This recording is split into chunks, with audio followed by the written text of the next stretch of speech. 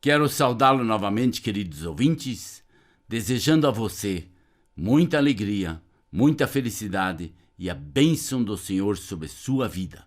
Que a paz do nosso Senhor Jesus Cristo possa estar reinando em sua e minha vida. Por quê? Porque nós servimos um Deus maravilhoso. Um Deus que cuida de nós em todas as nossas situações. E hoje eu quero levar você, no programa de hoje e no próximo, a nós olharmos para um homem abençoado por Deus, chamado Elias. Elias era um homem que Deus tinha tido um cuidado muito especial com ele. Ele foi um homem que nós não podemos nem medir as bênçãos dele. Mas diz em Tiago capítulo 5, verso 17, uma palavra muito interessante sobre Elias. Quando ele diz assim no verso 17 do capítulo 5, eu só preciso abrir a minha Bíblia aqui, já eu leio para você. Dizia assim: Elias era humano como nós. Ele orou fervorosamente para que não chovesse, e não choveu sobre a terra durante 3 anos. Orou outra vez, e os céus enviaram chuva, e a terra produziu os seus frutos. Um homem comum como você e eu. Quando nós olhamos para Elias, nós muitas vezes temos aquela impressão: esse sim era um homem de Deus. Nós vamos ver nos nossos 2 programas o final da vida de Elias. Como ele foi arrebatado. Porém, não é isso que nós queremos olhar hoje. Hoje nós queremos olhar um homem como você e eu. Um homem como você e eu tem tentação? Tem. Um homem como você e eu tem dificuldades? Tem. Um homem como você e eu tem problemas? Tem. Elias tinha os mesmos problemas, as mesmas dificuldades. Mas ele tinha feito uma aliança com Deus. E esta aliança era o que prendia ele. Esta aliança fazia com que ele vivesse uma vida que agradasse a Deus. E Deus se agrada dele. Deus se agrada de você e Deus se agrada de mim. E diz assim: ora, Elias de Tisbe em Gileade disse ao rei Acabe: juro pelo nome do Senhor, o Deus de Israel a quem sirvo, que não cairá orvalho nem chuva nos anos seguintes, exceto mediante a minha palavra. Ele tinha um testemunho destemido. Ele tinha tanta certeza de que ele estava fazendo o que era a vontade de Deus, que o que ele dizia, ele sabia que se cumpriria. Porque ele tinha tanta convicção que aquilo que ele dizia era o Espírito que tinha dado a ele. E se o Espírito Santo nos dá uma palavra, não importa o que vai ter diante de você. Mas ele foi um homem também sustentado por Deus.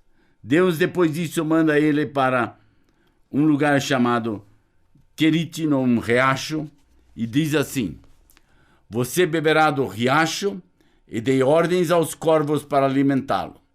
E ele fez o que o Senhor lhe tinha dito. Foi para o riacho de Querite, a leste do Jordão, e ficou lá. Os corvos lhe traziam pães e carne de manhã e de tarde, e ele bebia água do riacho. Deus promete cuidar dele. Deus promete sustentá-lo. Deus promete olhar pela vida dele. E ele pôde, nessa vida dele, ser abençoado de uma forma muito especial. Mas ele também foi perseguido. No capítulo 18, verso 10, diz: juro pelo nome do Senhor, o Rei, o teu Deus, que não há uma só nação ou reino onde o Rei, meu Senhor, não enviou alguém para procurar por ti. E sempre que uma nação ou reino afirmava que tu não estavas lá, ele nos fazia jurar que não conseguiram encontrar-te. Ou seja, o rei Acabe perseguiu ele para tudo que é canto e lado, porque queria vê-lo morto, porque o país estava passando por necessidade, o país estava passando por dificuldades porque não chovia 3 anos. E aí o rei fica nervoso e quer matá-lo. E aí no capítulo 19 de 1 Reis, o verso 2 diz assim: por isso Jezabel mandou um mensageiro a Elias dizer-lhe: que os deuses me castiguem com todo rigor se amanhã nesta hora eu não fizer com que a sua vida, o que você fez com a vida dos sacerdotes de Acabe e de Jezabel. Ou seja, eles perseguiram ele em todos os sentidos. E nós vamos ver na semana que vem como Elias tem que lutar com essa parte humana. Eu comecei a ler Tiago capítulo 5, onde diz que ele é humano como você e eu. E ele luta com essa humanidade dele. Mas também foi um homem aprovado por Deus. É tão bom você ler a palavra de Deus e você chegar daí a alguns textos que são encantadores. No capítulo 2 da 2 Reis, no verso 11, nós temos a seguinte palavra.